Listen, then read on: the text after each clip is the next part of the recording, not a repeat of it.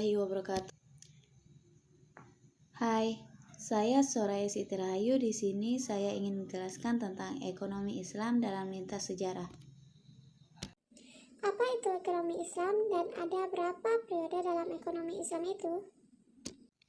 Jadi, ekonomi Islam adalah ekonomi yang didasarkan pada ajaran Islam. Sistem ini berorientasi pada kesejahteraan masyarakat secara umum, bukan hanya pada individu atau kelompok tertentu. Ekonomi Islam juga menekankan pada keadilan, kesetaraan, dan keberlanjutan. Sejarah ekonomi Islam dapat dibagi menjadi 3 periode utama, yaitu periode klasik pada tahun 610 sampai 1500 Masehi, periode stagnasi dan transisi pada tahun 1500 sampai 1950 Masehi, dan periode resurgens tahun 1950 sampai sekarang. Apa yang terjadi pada masa klasik sampai masa kebangkitan itu? Fase pertama, yakni masa fondasi. Fase ini dimulai dari awal sejarah Islam hingga tahun 450 Hijriah. Ekonomi masih dibahas oleh para ahli fikih, filsuf, dan juga para sufi. Fase kedua, pada fase ini pemikiran ekonomi Islam berkembang secara pesat, dimulai dari tahun 450 Hijriah hingga tahun 850 Hijriah. Pada masa ini lahir banyak karya intelektual, termasuk di bidang ekonomi.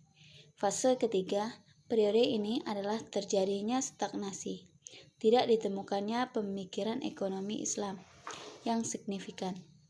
Periode ini dimulai dari tahun 850 Hijriah hingga 1350 Hijriah. Dapat disimpulkan bahwa periode pertama ini merupakan fondasi utama dari pemikiran ekonomi Islam. Prinsip-prinsip dasar ekonomi Islam bersumber kepada Al-Quran dan Sunnah, kemudian dikembangkan melalui sejumlah ijtihad dari para khulafur rasyidin. Bahasan etika dalam berekonomi disinggung oleh Al-Asfahani dan Al-Ghazali. Al-Ghazali juga banyak bicara tentang etika. Di dalam aspek perdagangan, Ja'far al-Dimashqi akhir abad ke-12 menyusun sebuah buku yang berjudul Al-Isyra fil Mahasin al-Tijaro di tahun 1175 Masehi. Pada fase ketiga ini, di abad 19 Masehi dan awal abad 20 Masehi, mulai muncul sejumlah tokoh yang mendorong pengembangan pemikiran berbasis Al-Quran dan Sunnah.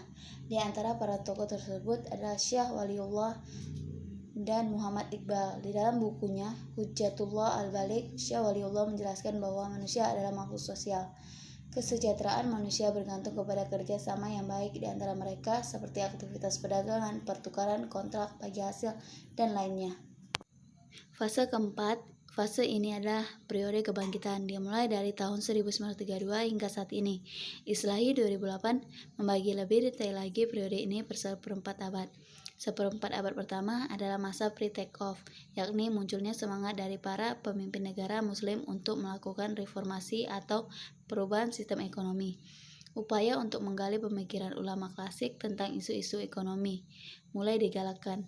Pada seperempat abad ke-20 yang kedua adalah masa take-off, yakni mulai bermunculan tulisan tentang pemikiran ekonomi Islam dan bagaimana pandangan Islam terhadap permasalahan ekonomi dibandingkan dengan pemikiran Barat. Di seperempat abad ke-20 yang ketiga, munculnya tokoh-tokoh cendekiawan muslim yang memulai gerakan untuk mengampanyekan ekonomi Islam. Upaya ini akhirnya mendapat dukungan secara institusional dengan seperempat abad ke-20 yang terakhir. Rekonstruksi dan pengakuan terhadap pemikiran ekonomi Islam semakin masif. Adapun seperempat abad pertama di abad 21 ini kita dapat menyaksikan semakin luasnya penerimaan ekonomi. Pada periode ini, institusi ekonomi modern seperti perbankan, asuransi, pasar modal, sistem perpajakan, dan lainnya menjadi sorotan terkait kepatuhannya terhadap nilai-nilai Islam. Struktur ekonomi, sistem kepemilikan, sistem produksi, dan juga ekonomi pembangunan dikaji dengan lebih detail.